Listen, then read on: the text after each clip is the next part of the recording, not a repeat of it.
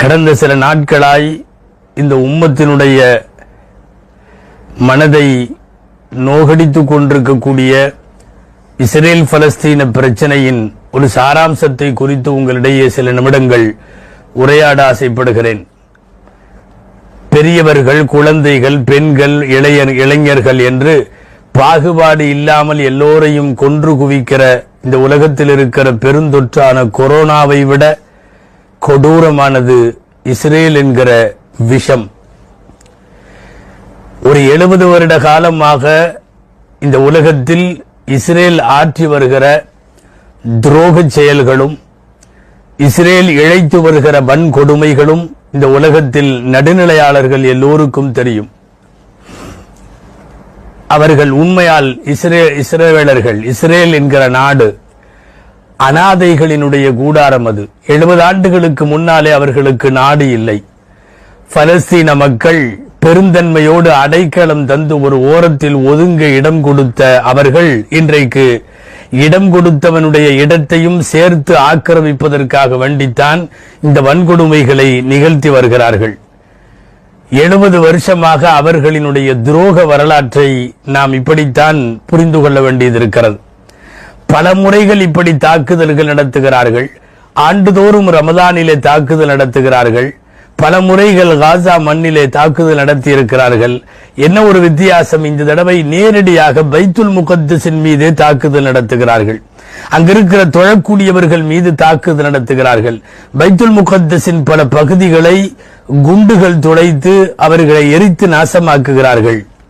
குறிப்பாக பெண்கள், குழந்தைகளின் மீதான சர்வதேச போர் மரபுகளுக்கும் உரிமைகளுக்கும் மீறிய ஒரு வேலையை இன்றைக்கு இஸ்ரேல் பின்னாலே வல்லரசுகளினுடைய சப்போர்ட்டோடு இன்றைக்கு செய்து கொண்டிருக்கிறது.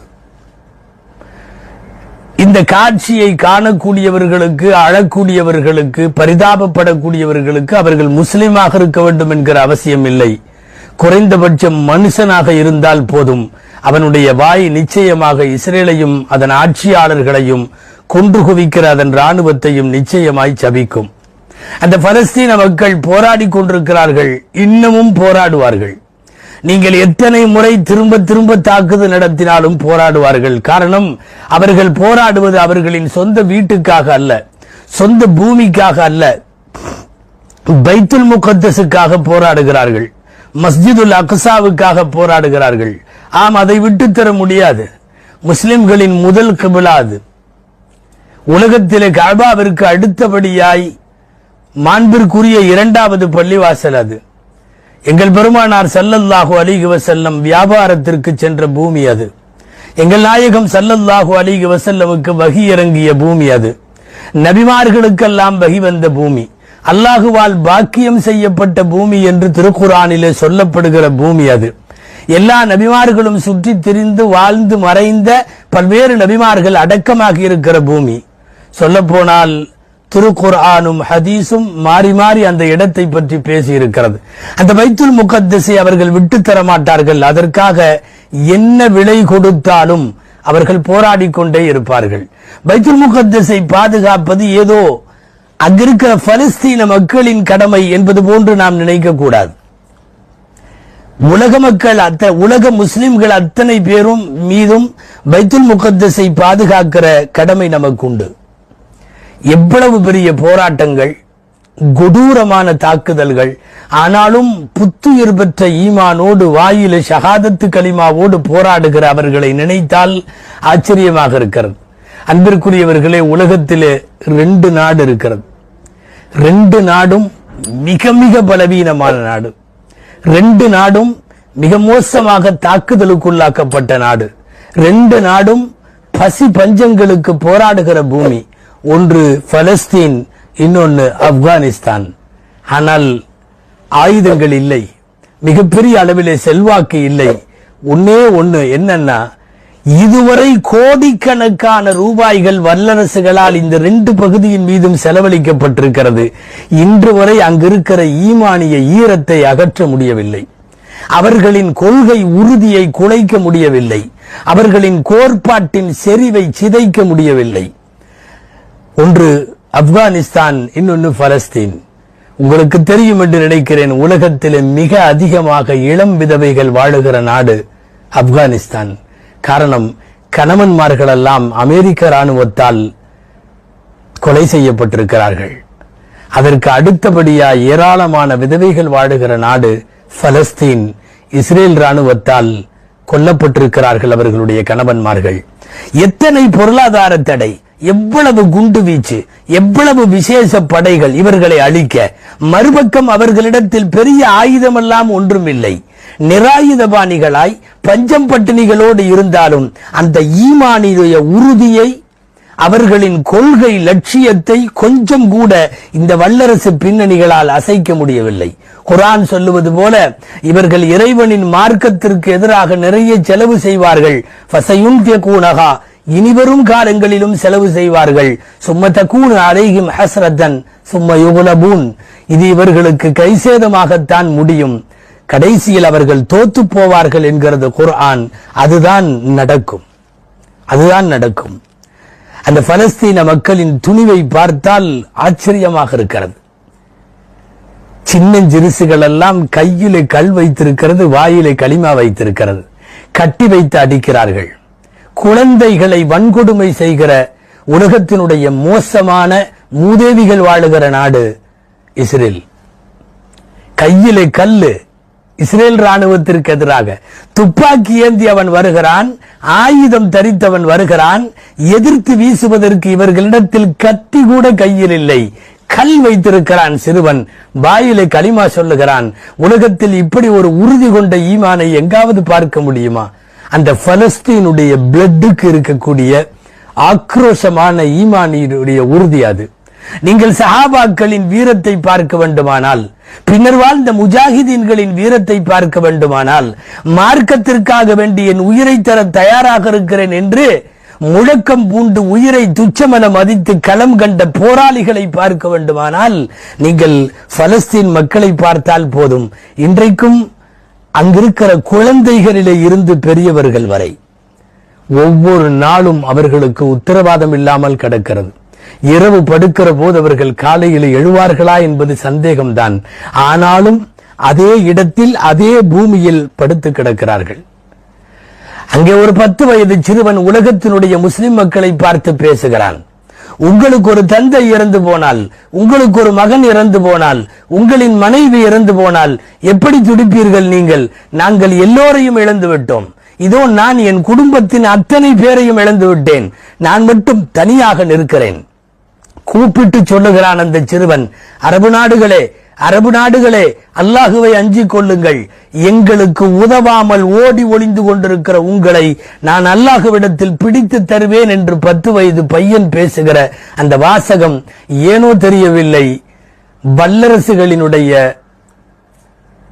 மரத்திலே நிழலிலே இளைப்பாரி கொண்டிருக்கின்ற சவுதி உள்ளிட்ட அரசுகளுக்கு காதிலே விழவில்லை. அப்படி சிறுவன் பதறி பேசுகிறான். அங்கிருக்கிற இன்னொரு சிறுவனிடம், எங்கள் நாட்டுக்கு வந்துவிடு, நிம்மதியாய் வாழலாம் என்று கேட்கிறார்கள்.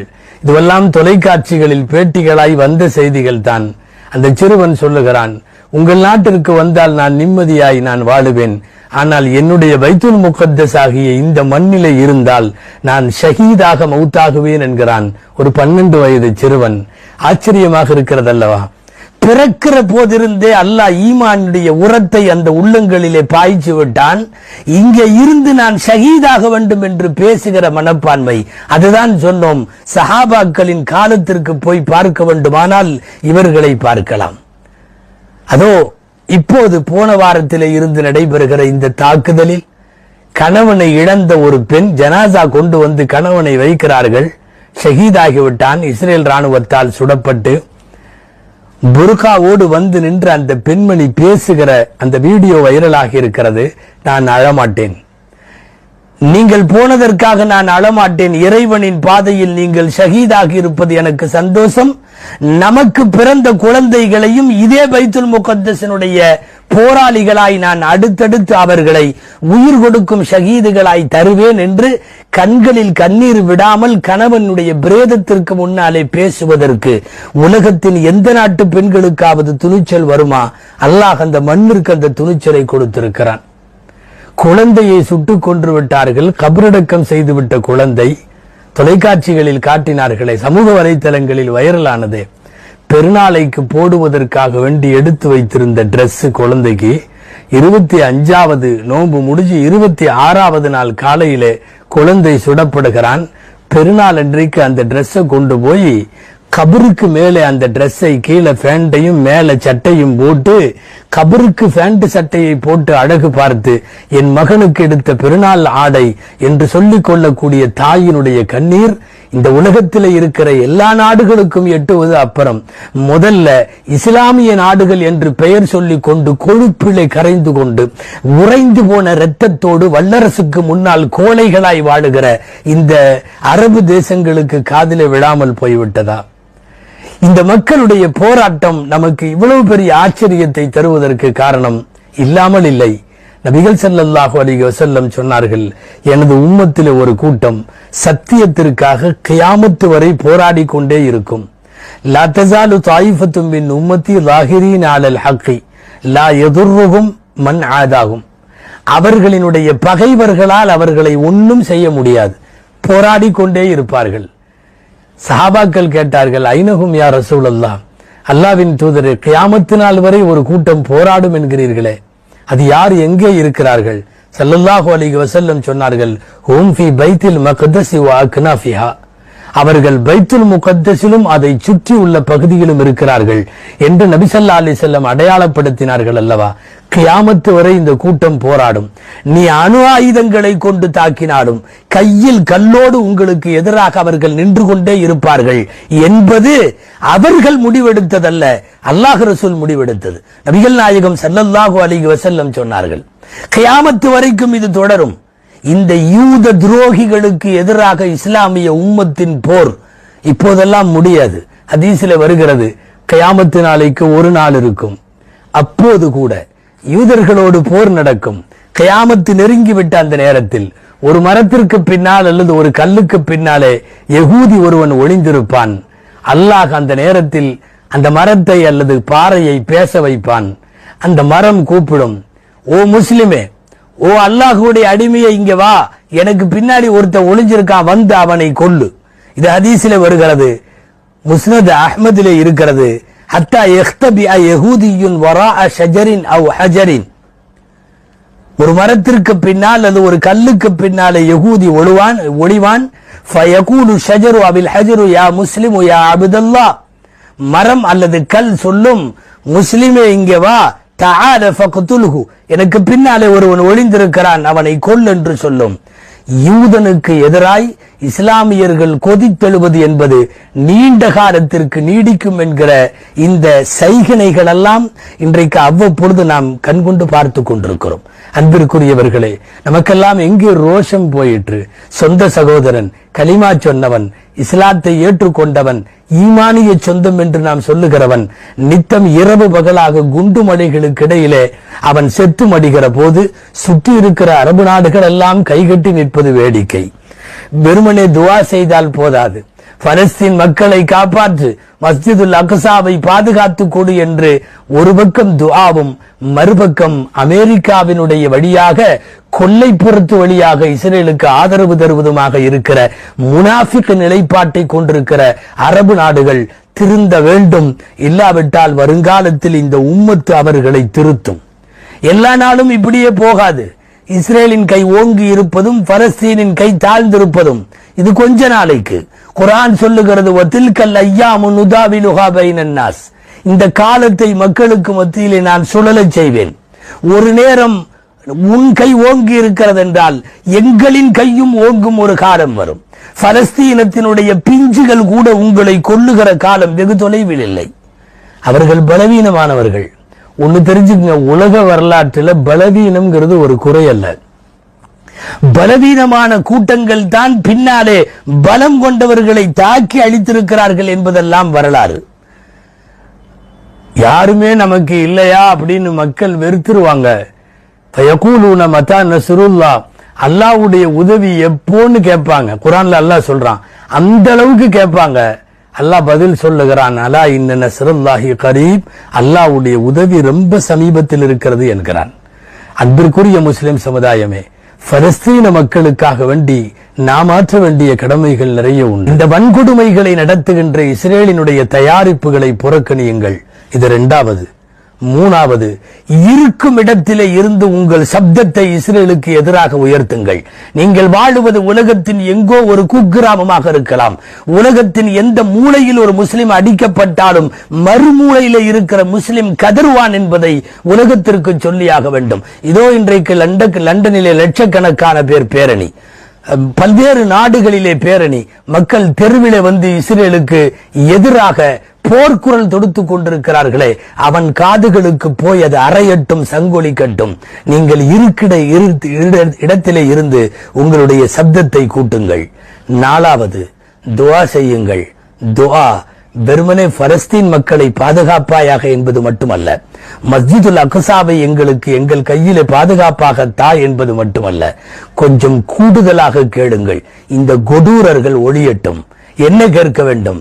ரப்பே, உன்னுடைய கஅபாவை அழிக்க வந்த அப்ரஹாவை அபாபில் பறவைகளின் மூலம் நீ அழித்து காட்டினாயே, அதுபோல் இறையாலயத்தை இடிக்க வந்த நவீன அப்ரஹா தான் இஸ்ரேல் என்பது. இந்த நவீன அப்ரஹாக்கள் அழிய வேண்டும் என்றால் ரப்பே, உன்னுடைய அபாபில்கள் மீண்டும் வேண்டும், மீண்டும் வேண்டும். கஅபத்துல்லாவை பாதுகாப்பதற்கு அபாபில்கள் வந்ததென்றால் அதே கஅபாவின் தரத்திலே உலகத்தின் முன்னோடி ஆலயமான பைத்துல் முகத்தஸை காப்பாற்ற இந்த இஸ்ரேல் அரக்கர்களான அப்ரஹாக்களை ஒழிக்க ரப்பே, நீ உன்னுடைய அபாபில்களை, அது போன்ற ஆபத்துகளை அவர்களின் மீது தண்டனையாய் இறக்கித் தர வேண்டும் என்று தொடர்ந்து துஆ செய்யுங்கள். அல்லாஹு தஆலா அவ்வப்போது ஓய்வதும் திரும்ப தாக்குவதுமாக இருக்கிற இஸ்ரேலுக்கு இறைவன் நிரந்தர பேரழிவையும் படுகேவலத்தையும் இந்த உலகத்தில் தருவானாக. பலஸ்தீன் மக்களுக்கு அல்லாஹ் என்றைக்கும் துணை நிற்பானாக. மஸ்ஜிதுல் அக்ஸா அரபு நாடு, அது அரபு தேசம், அது முஸ்லிம்களுக்கு அந்த கிபிலா சொந்தம் என்கிற கருத்தை அல்லாஹ் மீண்டும் இந்த உலகத்திலே நிலைநாட்டி தருவானாக. ஆமீன். வாஹிர் தஅவானா அல்ஹம்துலில்லாஹி ரப்பில் ஆலமீன். அஸ்ஸலாமு அலைக்கும் வரஹ்மத்துல்லாஹி வபரகாத்துஹு.